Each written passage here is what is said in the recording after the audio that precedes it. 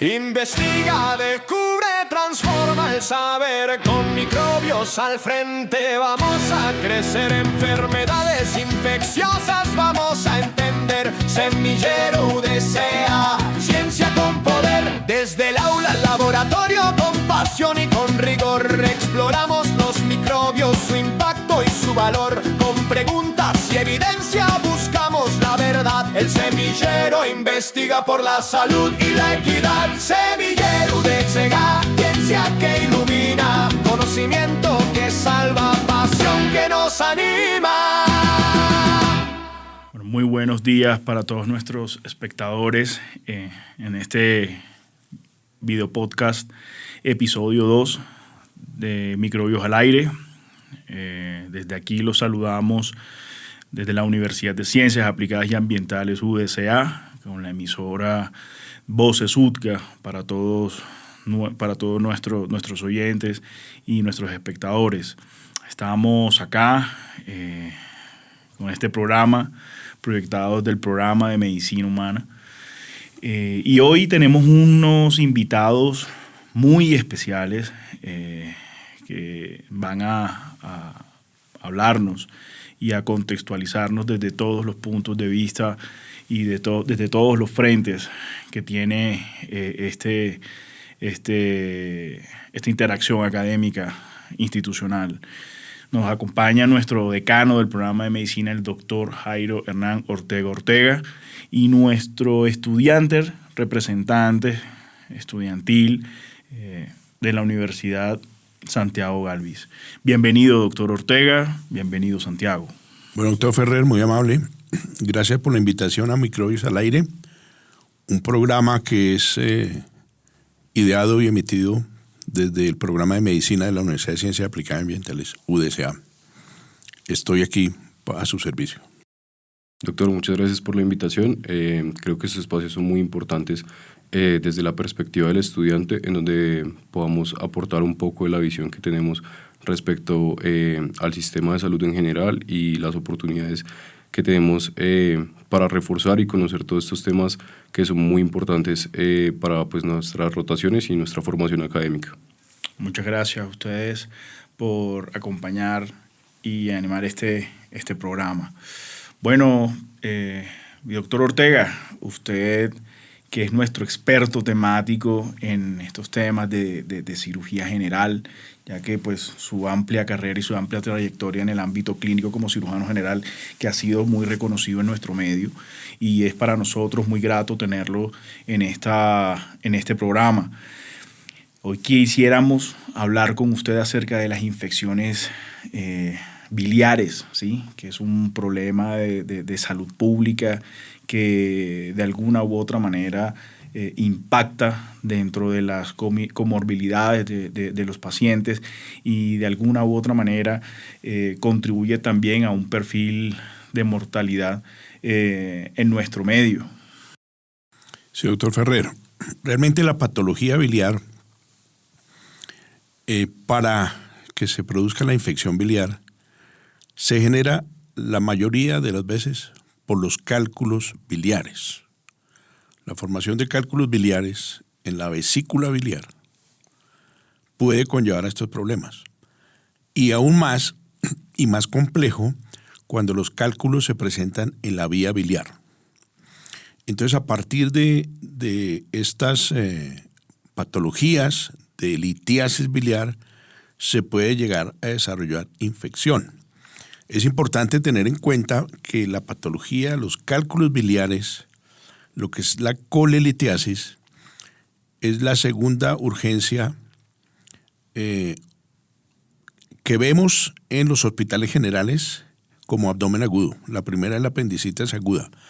Pero lo que es la colelitiasis o el cálculo biliar como tal, o la colecistitis, es la segunda urgencia quirúrgica que vemos, y también en su frecuencia pues de lo que más se opera.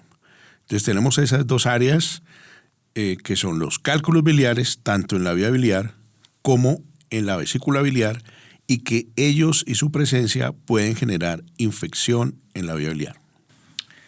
Ok, Sí, sí, Doc. Es muy importante tener este contexto porque, como lo mencioné anteriormente, hace parte de una problemática de salud pública que de alguna u otra forma en nuestro sistema de seguridad social nos ha permitido darle un tratamiento y un enfoque clínico muy acertado para el beneficio de nuestras comunidades. Sin embargo, sí es importante hablar de estos temas para que nuestra población adopte una cultura de autocuidado para poder prevenir este tipo de enfermedades. Pero bueno, yo sí quisiera saber un poco más en relación a la historia de las patologías biliares.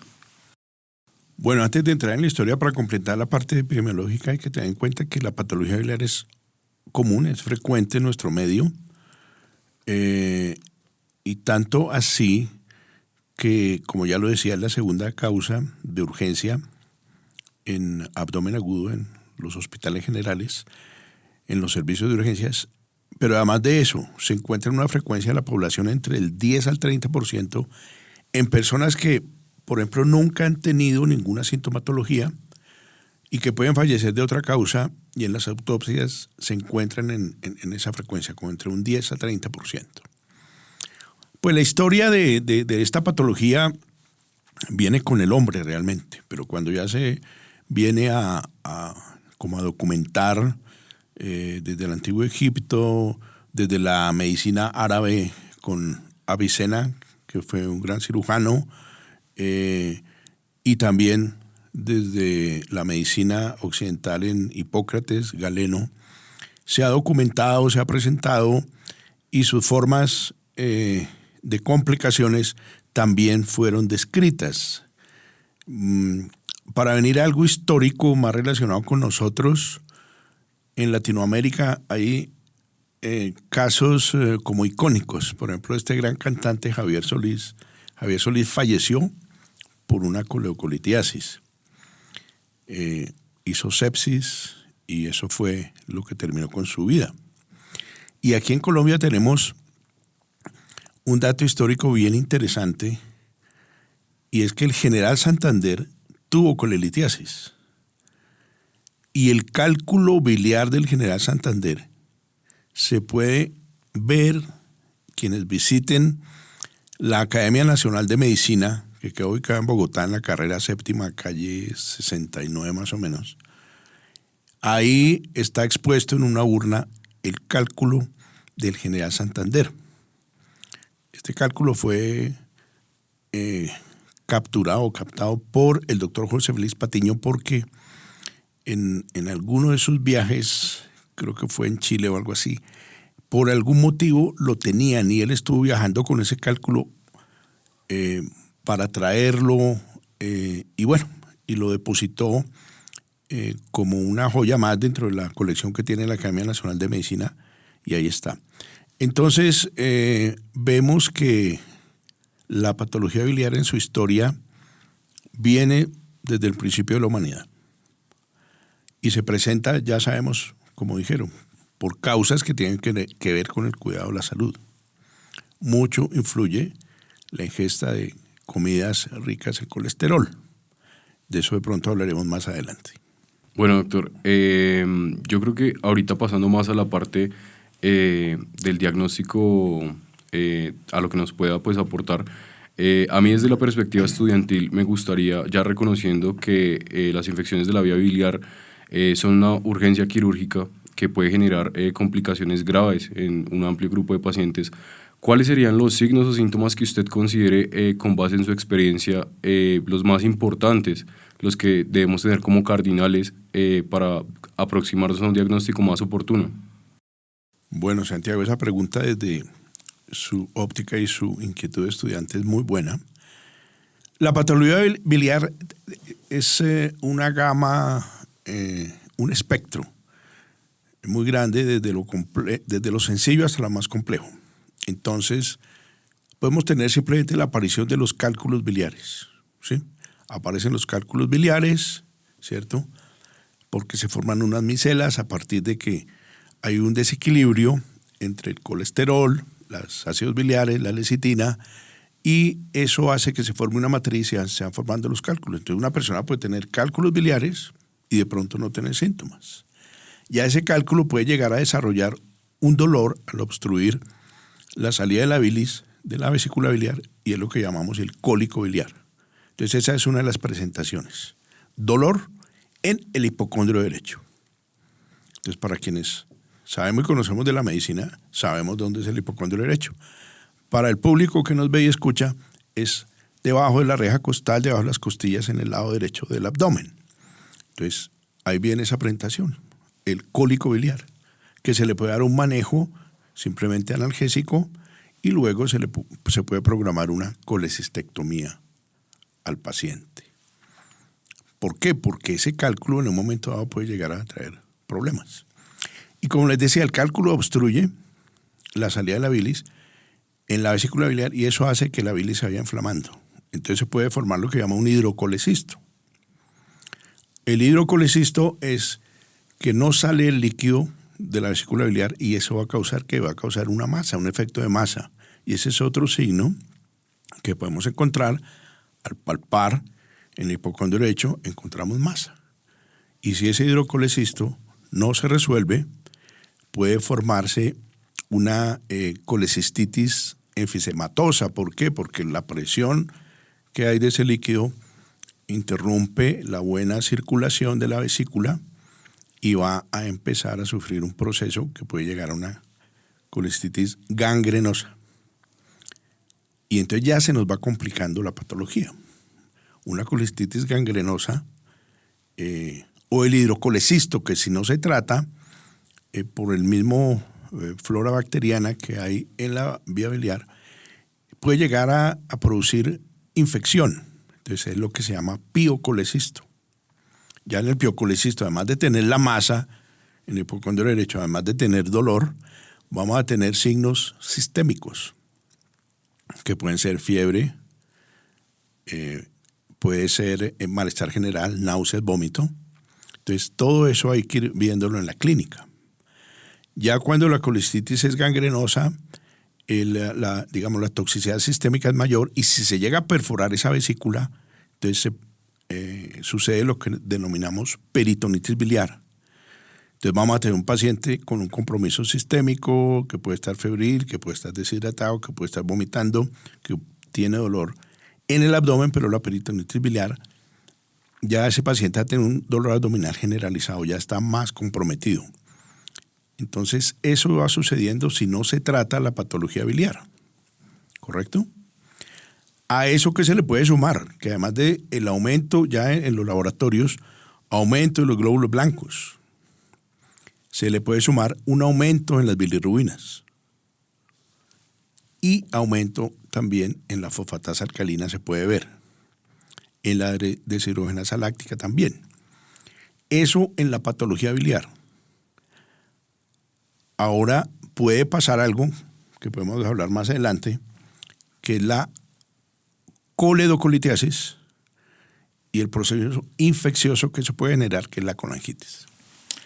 Sí, retomando el tema del diagnóstico. Sin embargo, como hablabas de los síntomas, entonces ya habíamos dicho, dolor en el hipocondrio derecho, ¿sí?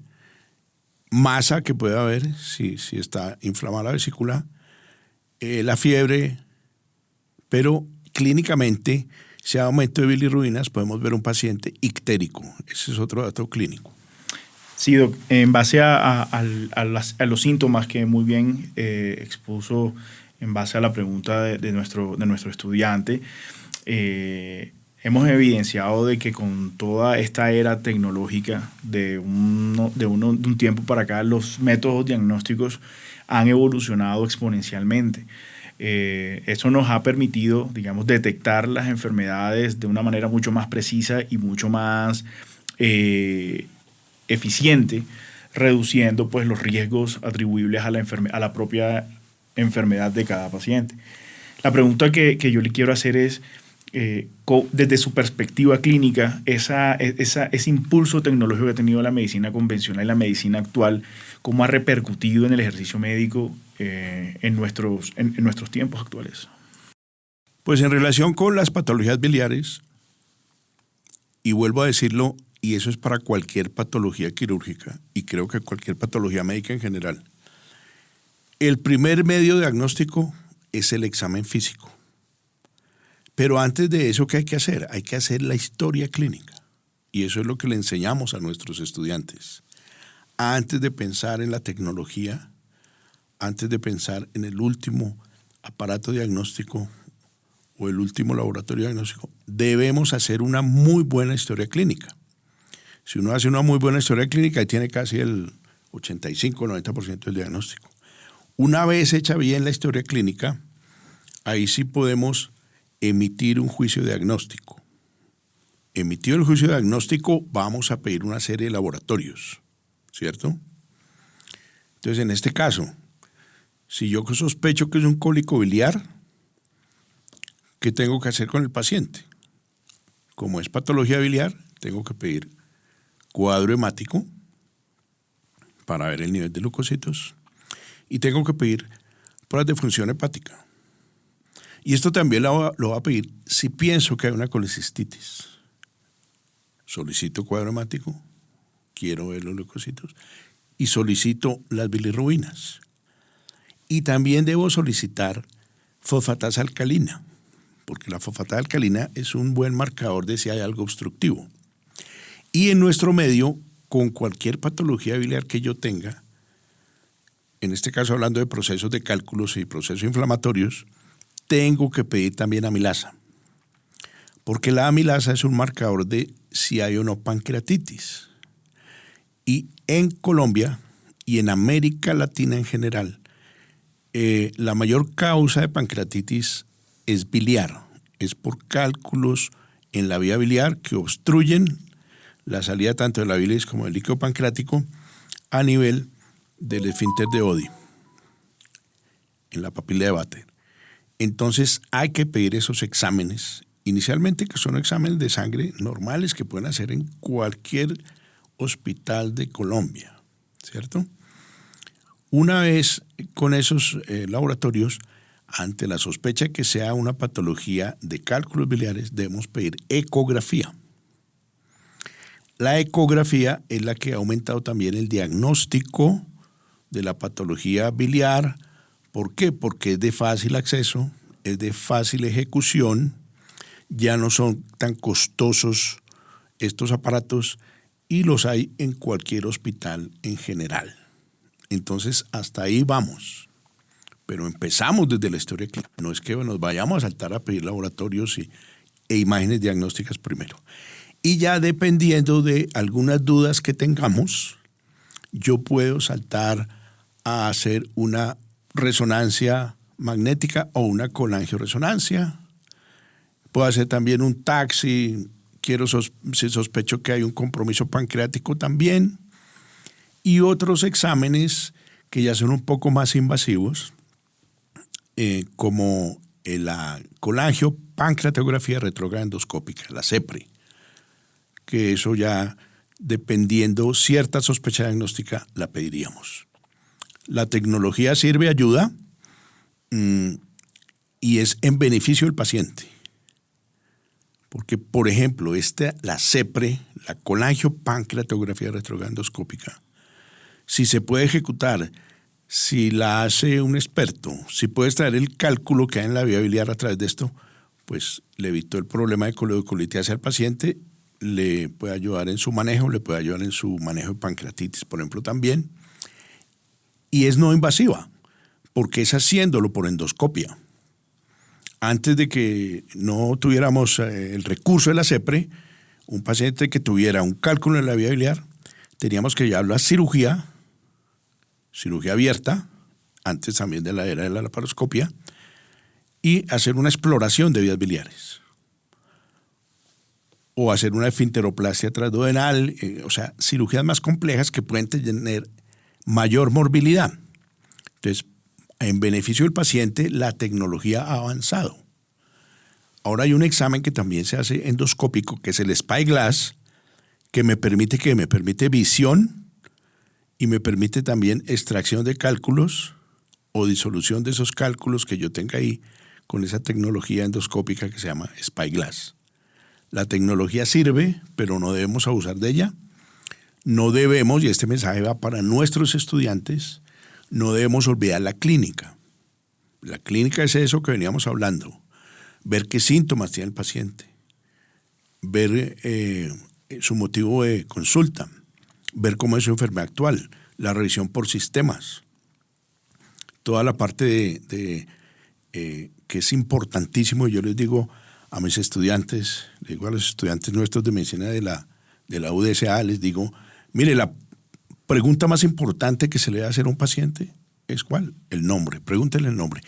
Y a ese empieza a establecer una buena relación médico-paciente y de ahí en adelante sí, vamos a hacer la historia, vamos a hacer diagnósticos, vamos a pedir laboratorios y todo debe ser enfocado de manera coherente para llegar al diagnóstico, sin que de entrada empecemos a pensar en utilizar grandes recursos tecnológicos. Así debe ser racionalmente y también eso evita el impacto en el costo de la salud en general. Perfecto, mi doctor Ortega. Teniendo en cuenta pues todo este contexto clínico de lo que son las patologías biliares, cuando tenemos un caso de infección de las vías biliares, ¿cuál sería la conducta más apropiada para poder tener, digamos, el adecuado manejo, la adecuada conducción de este cuadro, teniendo en cuenta de que el paciente tiene un contexto, una presentación de la enfermedad con una infección sobreagregada para poder invadirlo o poder intervenirlo? Sí, hay que tener en cuenta varias cosas que Santiago las conoce muy bien. Es, por ejemplo, los gérmenes o la flora bacteriana, la flora microbiana que está especialmente en la vía biliar y en la vesícula. El Escherichia coli, ¿cierto? Streptococcus pneumoniae, Streptococcus fecalis,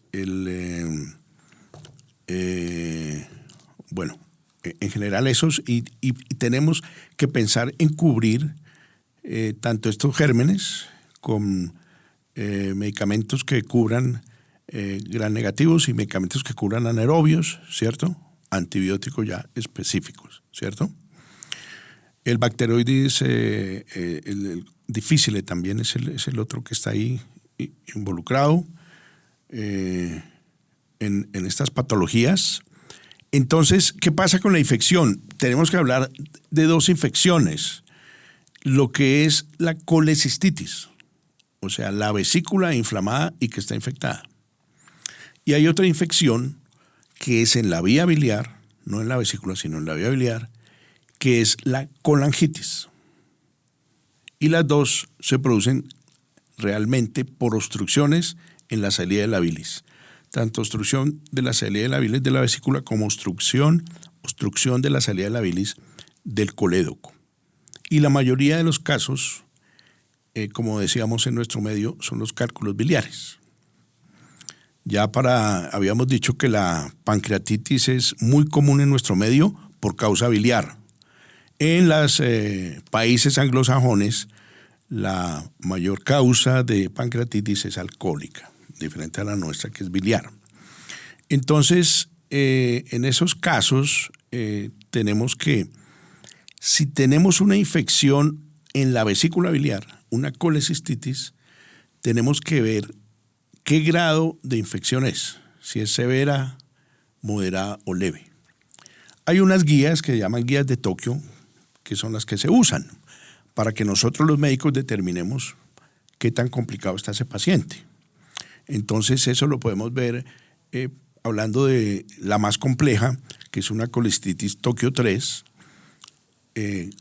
con que solo tenga uno de los signos o uno de los síntomas o una de las complicaciones de las que puede tener una colecistitis Tokio 3, ahí podemos graduarla ya así, y por lo general es el impacto sistémico que tiene sobre el paciente, tanto en la parte cardiovascular como renal, como hepática, como hematológica, como pulmonar, ¿cierto? Luego la colecistitis grado 2, pueden ser dos complicaciones más, con leucocitosis mayor de 18.000, ¿cierto? Y el compromiso sistémico también en algunos de los órganos. Y la colecistitis grado 1, que es la leve, pues no tiene ninguno de estos compromisos de las anteriores. Entonces, de acuerdo a esa clínica, yo tengo que ver cómo voy a tratar al paciente. Si yo tengo una colecistitis leve, ese paciente puedo enfriarlo con analgésicos, antibióticos, como ampicilina sulbactam, antibióticos como cefalosporinas de segunda o tercera generación. También si quiero cubrir anaerobios, pues metronidazol, ¿cierto? Y en ese momento yo puedo diferir, si enfrío ese proceso, diferir la cirugía. La puedo diferir. ¿Por qué?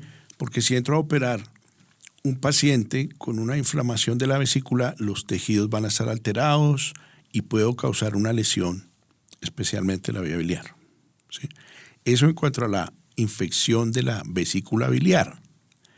Ahora tenemos otras situaciones. En un momento dado, en una colecistitis Tokio 3, que hay un compromiso sistémico tan importante, el compromiso puede ser tan serio que llevar a ese paciente a cirugía puede ser un riesgo. Entonces ya en ese momento yo puedo pensar en hacer drenajes de esa vesícula que está infectada. Puedo hacer un drenaje percutáneo, ¿cierto? Una colecistostomía percutánea para drenar esa bilis infectada, cubro con antibióticos el paciente y posteriormente lo llevaría a cirugía. Porque siempre entrar a cirugía en ese terreno inflamado es de gran riesgo. Ahora, si voy a operar la vesícula, ¿cuál es el gold estándar de cirugía que debo realizar? La colestectomía por laparoscopia. Eso es lo que hay que hacer. Viene el otro caso, la infección en la vía biliar, que es la colangitis. Entonces, ya que Santiago estaba preguntando de la parte clínica, tenemos un enfoque clínico de eso, de la colangitis, que se refiere a lo que llamamos la tríada de Charcot, ¿cierto? Donde, ¿qué hay? Clínicamente, hay dolor en hipocondrio derecho, ictericia y fiebre o escalofríos. Son esos tres componentes. Ahora, si hay mayor compromiso del paciente, entonces con esas tres y otros dos signos clínicos ya completaría lo que se llama la penta de Reynolds, que es teniendo alteraciones cardiovasculares y alteraciones neurológicas o del estado mental. Eso ya, una penta de Reynolds clínica ya me habla de que el paciente está muy comprometido. También la coleocolitiasis tiene su clasificación en las guías de Tokio, ¿sí? Que son muy parecidas en la parte sintomática a las de colestitis aguda, pero ahí se tiene en mayor cuenta, por ejemplo, la edad del paciente, si son mayores de 70 años, se tienen en cuenta los leucocitos, que puede ser una leucocitosis importante o que haya leucopenia, pero también el compromiso sistémico, desde lo neurológico, desde lo respiratorio, desde lo cardiovascular, desde lo renal, desde lo hematológico y desde lo hepático, de la función hepática. Cuando nosotros tenemos una coleocolitiasis Tokio 3, que es una grave, ¿sí?, es mandatorio drenar la vía biliar. Con el solo cubrimiento antibiótico de esa infección, de esa colangitis, puede que no sea suficiente para que el paciente se mejore. Si nosotros no drenamos esa vía biliar, si nosotros no drenamos esa infección del líquido biliar que hay en el colédoco, ese paciente no se va a mejorar y va a fallecer. Esos pacientes en esa condición son pacientes muy críticos y por lo general se tienen que manejar en la unidad de cuidado intensivo, antibióticos de amplio espectro y tiene que ir a drenaje de la vía biliar. Lo ideal es drenarlo por endoscopia, o sea, por el procedimiento que antes hablamos de la CPRE, la colangiopancreatografía retrograda endoscópica. Se hace la papilotomía, se libera y se explora la vía biliar, y cuando hace uno esta papilotomía y empieza a drenar esa bilis, uno ve que la bilis tiene pus.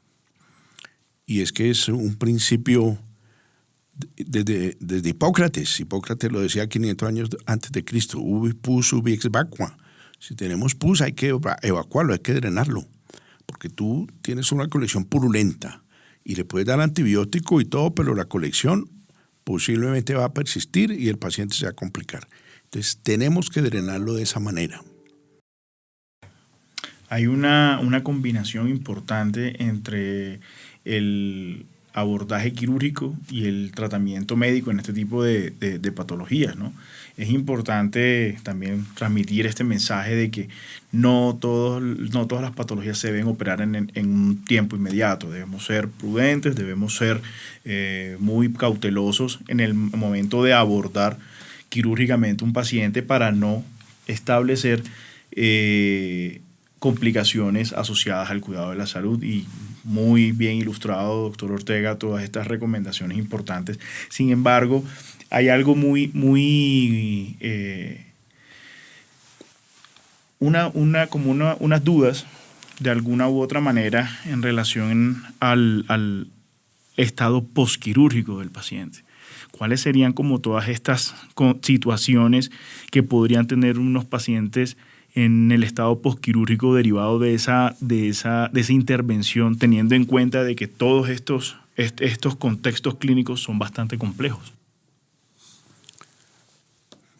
O sea, tenemos que empezar por lo que decíamos antes, un buen diagnóstico, ¿cierto? Sí, señor.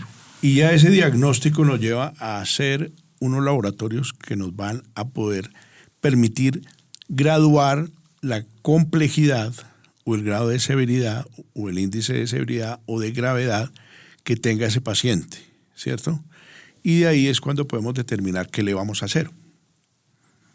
Como usted lo dice, muchas veces es mejor diferir la cirugía. Entonces, lo que yo decía antes, tengo una colestitis Tokio 3, pues prefiero hacerle un drenaje percutáneo, colecistostomía percutánea, o hacerle un drenaje laparoscópico, una colecistostomía por laparoscopia, lo dreno y le cubro con antibióticos, y una vez ha pasado ese periodo inflamatorio, unas 4 a 6 semanas después, lo puedo llevar y programar a una cirugía para evitar más daños, ¿correcto? En lo que hablábamos de colangitis Tokio 3, no, eso sí toca drenarlo de una, sea lo que sea, como sea. Lo que pasa es que lo ideal es por endoscopia. Si en un momento dado no está el recurso de la CEPRE, hay que drenar ese colédoco y pues tocaría entrar a hacer cirugía, hacer una coledocotomía, dejarle un tubente al paciente para que lo drene.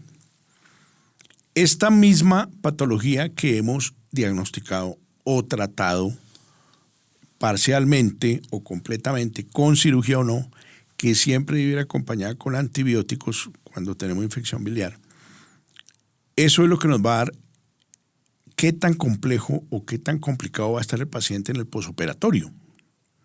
Entonces, obviamente, un paciente a mayor escala de Tokio, pues un paciente que va a tener necesidad de manejo en la unidad de cuidado intensivo, necesidad de soporte hemodinámico posiblemente, necesidad de soporte ventilatorio posiblemente, y el manejo integral del paciente es el que va a salvarle la vida.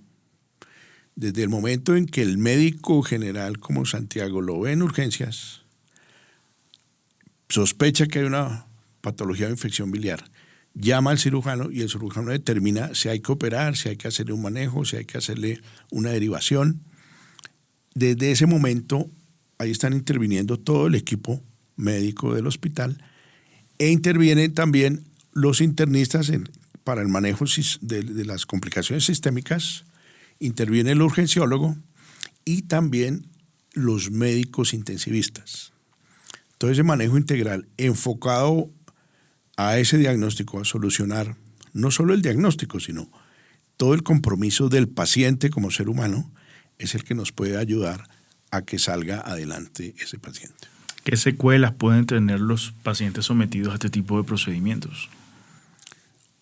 O sea, las secuelas, si yo hago una colestectomía por laparoscopia, 0 secuelas. ¿Que hay riesgos? Sí, sí hay riesgos, como en todo procedimiento quirúrgico. Entonces puede haber riesgo de infección de la herida quirúrgica. Puede haber riesgo de una infección intraabdominal. Puede haber riesgo de hemorragia. Puede haber riesgo de alguna lesión de una estructura anatómica, especialmente las que están anexas a la vesícula biliar, como una lesión de vía biliar, que es algo que ningún cirujano quiere, y por eso muchas veces ante el hallazgo de esos tejidos tan inflamados, se prefiere o hacer colecistectomías parciales o subtotales, que es solo sacar gran parte de la vesícula de los cálculos y dejando un tejido ahí inflamatorio, o hacer derivaciones o diferir la cirugía para no hacer mayores daños. Entonces, eso es lo primero. Puede haber complicaciones inherentes a la cirugía que se ven en cualquier tipo de cirugía. En eso influye mucho, pues especialmente la experticia del cirujano, la tecnología que esté usando, los equipos que esté usando, el apoyo que tenga, pero también a cualquier cirujano, así sea experto, cualquiera puede llegar a tener una complicación. Secuelas en general no. Si a mí me extraen, me extirpan la vesícula biliar, yo puedo seguir viviendo normal, sin ningún inconveniente, sin ningún problema.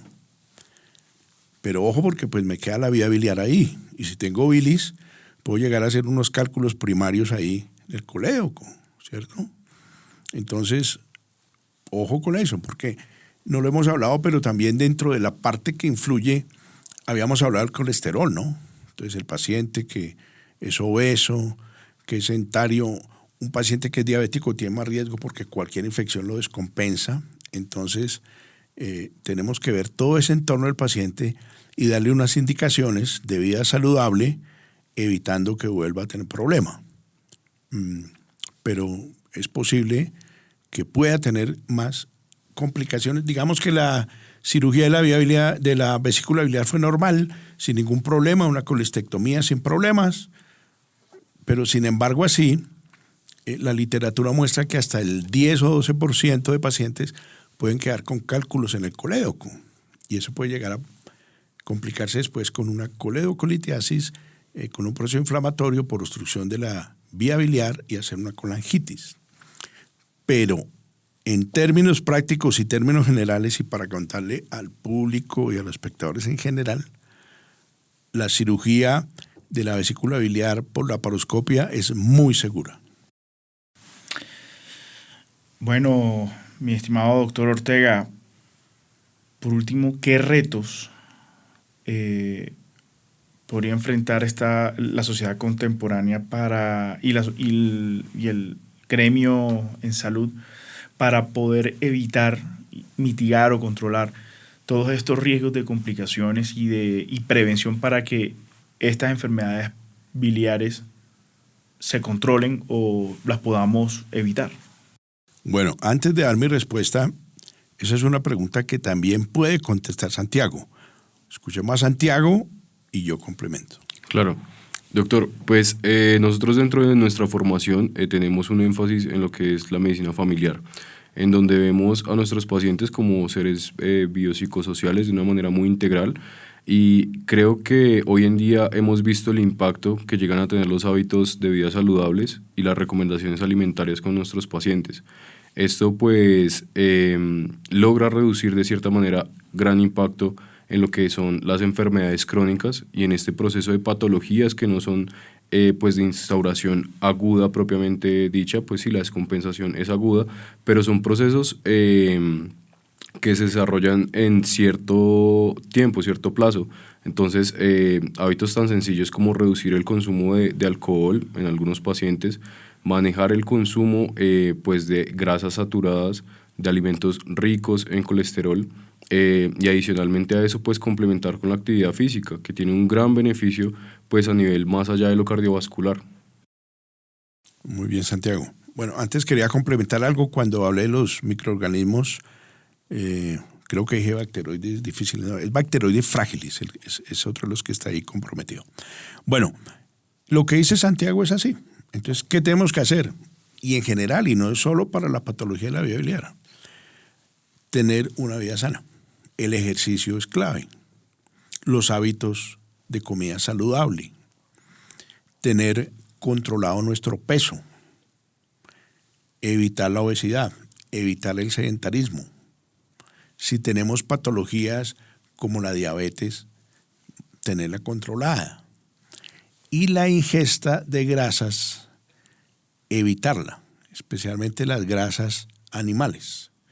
Porque ya dijimos, existe una correlación entre colesterol, lecitina, ácidos biliares, y cuando ese triángulo se hace un desbalance bioquímico es cuando empieza a formar la matriz de los cálculos. Entonces es algo que nosotros debemos enseñarle a nuestra familia, a nuestros compañeros de trabajo y a la sociedad en general. Pero los hábitos de vida saludable generales también van a impactar en la disminución de la patología biliar.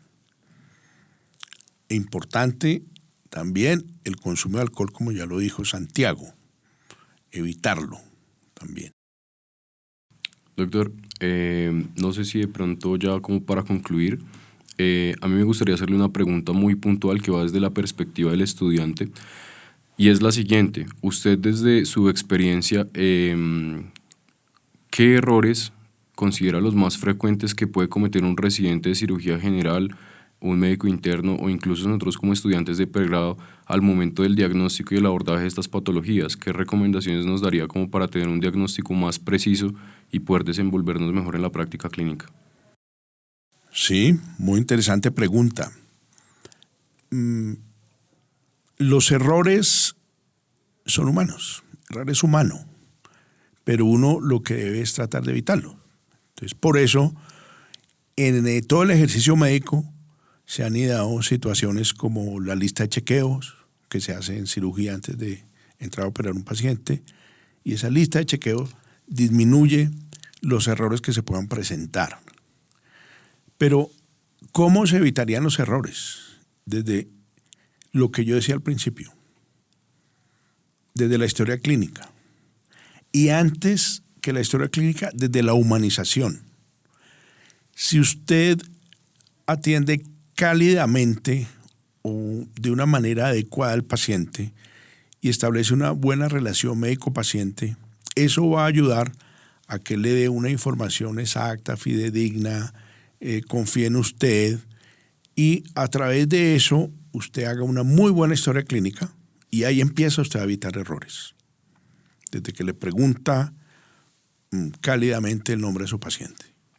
Desde ahí empieza a evitar los errores, ¿sí? Errores puede haber muchos, pero mire que pueden ser desde ahí, desde cuando entra el paciente. Un paciente que no sea bien tratado, ahí viene el primer error, porque puede poner una demanda, un derecho de petición, una tutela, solo porque se sintió maltratado. Entonces, hagamos una buena práctica médica, ¿cierto? Y ya después, ¿qué es lo que hay que hacer? Si yo estoy haciendo una buena historia clínica, ¿qué significa? Una buena historia clínica significa que yo estudié. Entonces, eso es lo otro que hay que hacer para evitar errores, estudiar, ¿sí? Y además, si hago un diagnóstico como estudiante, pues ¿qué puedo hacer yo también? Decirle a mi instructor, comentar el paciente con el instructor y ver qué dice él. Entonces esa es la otra parte. Cuando estoy en mis rotaciones clínicas, ese es un ejercicio que yo llamo y muchos llamamos aprender cuerpo a cuerpo. Ver cómo lo hace mi instructor, ver cómo lo hace él. Así sea yo estudiante, interno o residente, ¿sí? Entonces esa transferencia de conocimiento, si yo lo apropio, va a evitar que cometa errores, ¿sí? Lo ideal sería 100% cero errores. Estoy casi seguro que ningún cirujano en el mundo tiene esa casuística de tener cero errores en su ejercicio. Lo otro que se debe hacer, ya hablando del proceso o del procedimiento quirúrgico. Cuando estoy en cirugía, yo tengo que estar concentrado en mi oficio. En este momento hay cosas que se han visto que pueden conllevar al error. Alto sonido de la música que se pone en el quirófano. Eso no me de pronto me altera la comunicación que tengo yo con el anestesiólogo o con la instrumentadora. Yo no digo que no pongamos música en el quirófano. De pronto el volumen es lo que hay que moderar, ¿cierto? ¿Qué más tengo que hacer? Tengo que pensar en mi equipo. Hay una instrumentadora a la que yo tengo que oír. Hay un ayudante de cirugía. Tengo que escucharlo. Él me puede decir, doctor, creo que hay un vasito sangrando. Tengo que bajarme del ego de cirujano, de la soberbia del cirujano, y asumir que sí, que de pronto lo que me está diciendo mi ayudante, él tiene razón. Y eso va en beneficio del paciente. Tener una buena relación con mis colegas. Si yo tengo mala relación con mi anestesiólogo, con el anestesiólogo que está en ese momento, puede que no me relaje bien al paciente. Muchas cosas se ven y va a ser más difícil en unos tejidos que no están relajados poder hacer mi cirugía. Todo eso evita errores. Y una cosa también importante que es sobre la personalidad del cirujano. El cirujano no puede seguir siendo un ser que levita. No, es un ser humano. Y tiene que ser consciente de que puede tener errores. Y en el momento en que mi cirugía, y yo me dé cuenta como cirujano, que tuve una falla, que tuve un error, que causé una lesión, yo tengo que reconocerlo. ¿Para qué? Para reparar la lesión y no dejarle ese daño al paciente. Y tengo que ser tan empático de poder llamar a mi colega que está en otra sala de cirugía o que está en el piso o está en urgencias, y llamar a mi colega y decirle, venga, me ayuda. Entonces la llamada a un amigo. Y eso en ciertos casos, en ciertos momentos de cirugía, hablando por ejemplo de que el cirujano lesionó una vía biliar, que puede llegar a ser una catástrofe ese error, en ese momento el cirujano que lo hace seguro que mentalmente va a estar descompensado. Y por eso es bueno pedir ayuda. Y por eso es bueno tener buena relación con todo el personal médico, paramédico, para que lo apoyen, ¿cierto? Ahí es donde se evitan los errores. Que puede haber errores, sí, puede haber, va a haber, pero con todo eso que le acabo de decir, si lo aplicamos, se va a disminuir el error, porque siempre tenemos que pensar es en el bienestar del paciente, con el que tenemos que tener una buena relación, y con sus familiares. ¿Qué más evita el problema? Que yo antes de cirugía hable con el paciente, le diga qué es lo que lo va a hacer, que hable con la familia y le cuente. Pero también mucho más importante que después de haber operado al paciente, me acerque a los familiares y les cuente qué hicimos en cirugía, qué encontramos y qué fue lo que le hicimos y cuál va a ser el futuro inmediato o mediato o posterior del paciente. Hay estudios que demuestran que una muy buena relación médico-paciente y con los familiares evita demandas médicas. Bueno, Santiago,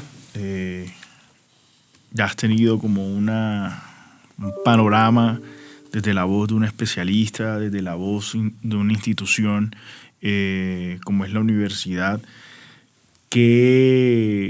¿Cómo contribuirías tú a mejorar desde el punto de vista del médico general próximo que vas a hacer?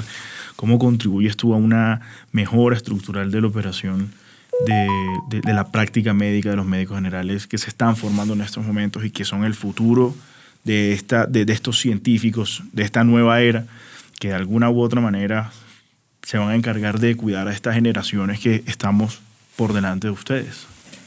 Bueno, doctor, respondiendo a esa pregunta, son varias las estrategias que uno ve desde ahorita como médico en formación que puede llegar a poner en práctica pues en un servicio en el que se encuentre de urgencias o de pronto en cirugía general.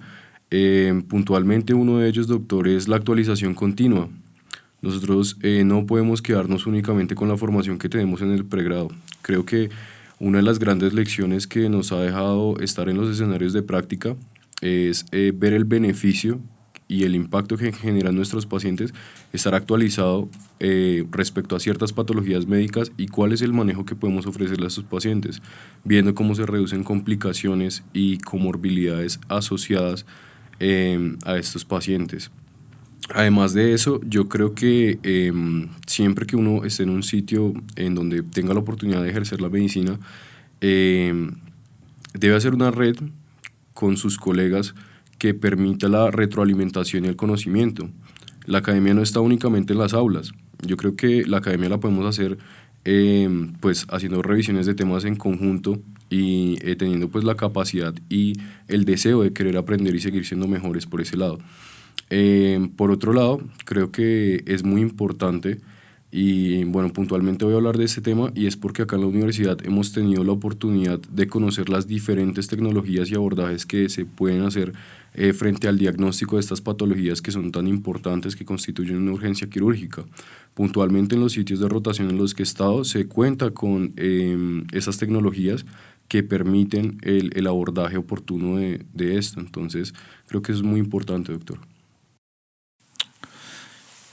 Muy bien, Santiago. Bueno, para darle cierre al programa, agradezco mucho que nos hayan acompañado en este segmento de Microbios al Aire. Este es un programa diseñado para divulgar, transmitir, ser voceros de información científica veraz, y creo que en este espacio pudimos dar un mensaje muy importante a la comunidad universitaria, a la comunidad que está por fuera de la universidad, y a todos los oyentes y espectadores que están en contacto con este programa. Doctor Ortega, muchísimas gracias por su asistencia, por este espacio, por brindarnos esta información muy valiosa que contribuye a la cultura de autocuidado, que es la identidad de este programa de medicina y es lo que queremos proyectar hacia nuestros oyentes. Doctor Ferrer, muy amable por la invitación, y quiero aprovechar para invitar a quienes nos escuchan, contarles que tenemos en este momento inscripciones abiertas para quienes deseen estudiar medicina en la Universidad de Ciencias Aplicadas Ambientales, UDCA. Aquí es del programa de medicina, los estamos esperando. Gracias. Doctores, muchas gracias por la invitación y por la oportunidad de venir a contribuir en esta gran charla y en estos espacios de integración y divulgación que tenemos acá en la universidad.